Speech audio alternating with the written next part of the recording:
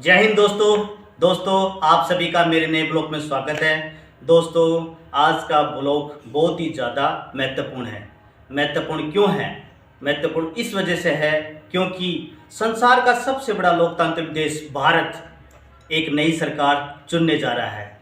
उस सरकार चुनने में आप सभी का बहुत ही बड़ा रोल है, अहम है। वो भी अहम इस वजह से है क्योंकि आप सभी अपना मत देकर एक नई सरकार बनाएंगे।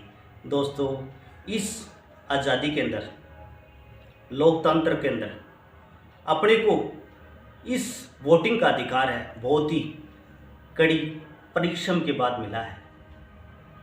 हमारे पूर्वजों ने बहुत ही ज़्यादा संघर्ष कर बलिदान देकर अपने को ये अधिकार दिलाया है। तो आप सभी इसी अधिकार का, अपने बहुमूल्य वोट का बहुत ही ज़्यादा सोच समझकर प्रयोग करें, क्योंकि अधिकार काफ़ी हैं दोस्तों। संवैधानिक अधिकार भी है, मौलिक अधिकार भी है और कानूनी अधिकार भी है। इसके बारे में आपको थोड़ा सा मैं बताऊं तो दोस्तों, सबसे पहले अपने मौलिक अधिकार। मौलिक अधिकार को जैसे बात करें तो ये हमारे फंडामेंटल राइट है।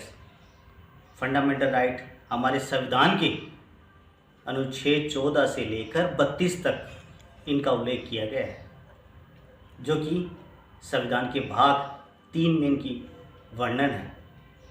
सरल भाषा में अगर मैं मौलिक अधिकारों के बारे में बताऊं तो दोस्तों, आप सभी को ये हर व्यक्ति के व्यक्तित्व विकास के लिए बहुत ही ज़्यादा सहायक है, लेकिन इनमें कहीं भी मत देने के अधिकार, मतदाता का अधिकार के बारे में नहीं बताया गया है।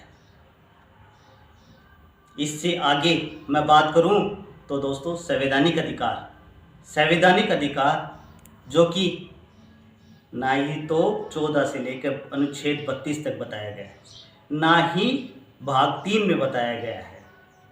संवैधानिक अधिकार अपने संविधान में है, लेकिन उनका उल्लेख सुने अपन तो जैसे कि नैतिकता का अधिकार, काम करने का अधिकार, ये हमारे संवैधानिक अधिकार है। इनमें भी लेकिन मतदाता का अधिकार नहीं बताया गया है। अगर इससे आगे चले तो कानूनी अधिकार, सही मायने में देखें दोस्तों तो मत देने का अधिकार कानूनी अधिकार है। संविधान के अनुच्छेद 326 के अंदर वयस्क किसे बताया गया, उसकी आयु क्या है। उसकी आयु जब हमारा संविधान लागू हुआ तो 21 वर्ष थी, लेकिन समय के बाद इसकी आयु 18 वर्ष कर दी गई। आज की 18 वर्ष मत देने का अधिकार है, लेकिन अनुच्छेद 326 के अंतर्गत वयस्क व्यक्ति अपने मत देने के अधिकार को 326 के तहत पंजीकृत करवा सकता है। उसके तहत उसको अधिकार का पावर नहीं है। लेकिन संविधान लागू होने के बाद 1951 में हमारी संसद ने जन प्रतिनिधित्व अधिनियम के तहत सभी व्यक्तियों को मत देने का अधिकार के बारे में बताया गया। दोस्तों, ये अधिकार बहुत ही ज़्यादा महत्वपूर्ण है। बाकी अधिकारों से बड़ा अधिकार ये अधिकार है। ये अधिकार सबसे बड़ा क्यों है, इसकी चर्चा मैं इस वजह से कर रहा हूँ दोस्तों, क्योंकि हर व्यक्ति अपने विकास के साथ साथ अगर देश के विकास के बारे में भी सोचेगा तो देश के विकास के साथ स्वयं ही उसका विकास होगा। मेरा ये ब्लॉग बनाने की मंशा क्यों ही दोस्तों, मेरा ये ब्लॉग बनाने की मंशा किसी व्यक्ति को जो कि एक एंकर के द्वारा किसी चैनल पर एक सवाल से उठी, वो सवाल यह था कि इस बार किसकी सरकार चुने या आप इस बार किसको वोट देंगे।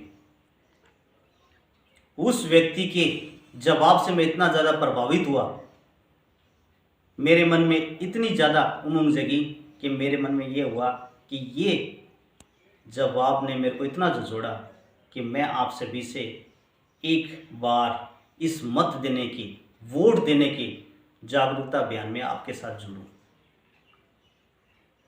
दोस्तों उसने कहा कि गरीब आदमी का सबसे बड़ा अधिकार होता है मत देने का अधिकार, क्योंकि बड़ी बड़ी सरकारें क्या करती हैं, लुभावने वादे देती हैं। बहुत से दलाल ऐसे पैदा होते हैं जो एक दिखावटी चीज पर भ्रमित करते हैं। हम समझें उससे पहले सब कुछ ओझल हो जाता है।